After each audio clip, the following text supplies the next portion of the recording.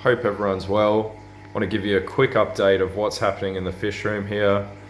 I have made a new acquisition to increase the capacity of the breeding setup. I'll show you that now. So I got this rack set up with these massive 260 litre tanks. Still have to put the top one in. I need to wait for someone to give me a hand with that, as they're a bit too heavy to do on your own. So I picked these up second hand, got a good deal on them. They do have these holes drilled in, so I'm trying to, like sump holes, so I'm trying to plug them up because I'm not going to run a sump, and they're going to reduce the capacity if I leave them like that. Yeah, I can't fill the tanks up as much. They're a little bit rough around the edges. These are some chips and that on them, but they hold water.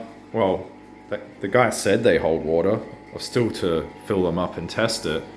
But yeah, the rack is sturdy as, and yeah, they're really good sized tanks, and it's going to allow me to add a lot more fish in to grow out or to breed new colonies. And this middle one here, I might actually, set up something like planted, or, some different Amazon species in there, who knows, but it's exciting. And everyone's doing good. The fry are growing up nicely. Sorry for the bad lighting quality here, but yeah, the cycles are all finished pretty much. This tank that's heavily populated with fry has a little bit of nitrite, but nothing to worry about. A little water change keeps everything safe. And I think seeding, as you can see there's that sort of browny sponge that I got out of an aquaponics setup. I got some of these limestone rocks out of the aquaponics. I got this giant black sponge out of the aquaponics, and they were all seeded with bacteria. And I think that, in conjunction with adding stability, which I actually haven't added for about a week, but I was adding that in the beginning, has vastly increased the speed of the cycle. And we've got the goldfish in here. Any of the tanks that don't have cichlids in them, I'm using goldfish to keep the cycle going. But yeah, it's a bit of a madness in here at the moment, a big mess, but trying to get the process the way it needs to be. I've put in a makeshift hose into here, into the window, so I can do my water changes easier, because with buckets it's just getting crazy and it's taking too much time.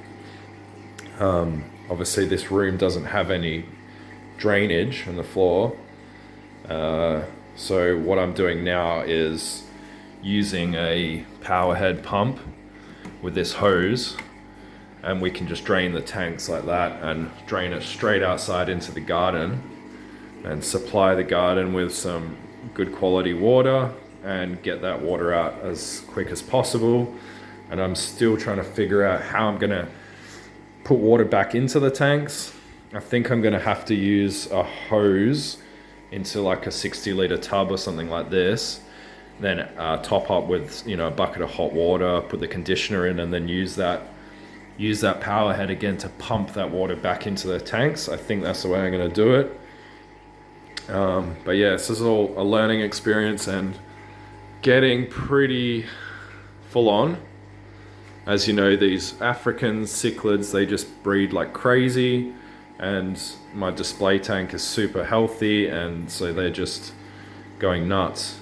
But yeah, just wanted to show you, this new setup. So this room is slowly but surely filling up and is improving. I think, maybe the last thing I can do is get rid of this silly TV cabinet that these tanks are sitting on. You can see like I've braced it in the middle because it's not designed to hold that much weight. and put some sort of shelf in there, and that will give me a bit more room and probably look a bit cleaner. But yeah, I'll keep you guys updated. I hope everyone's doing well and safe in this crazy time in the world and crazy time in Australia.